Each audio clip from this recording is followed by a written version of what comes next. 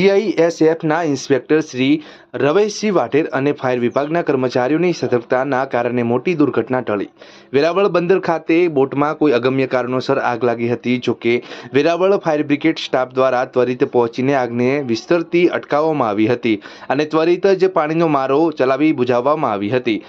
બંદર વિસ્તારમાં વહેલી સવારે બોટમાં આગ લાગી હતી, જેની જાણ ઇન્સ્પેક્ટર રવેશસિંહ વાઢેર દ્વારા ફાયર કંટ્રોલ રૂમમાં કરવામાં આવી હતી।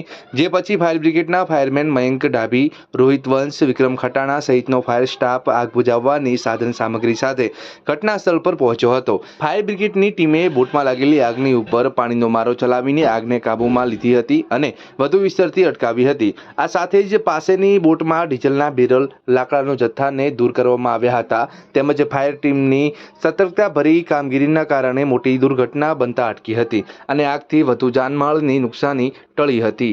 અહેવાલ મહેશ વાજા, લોકાર્પણ।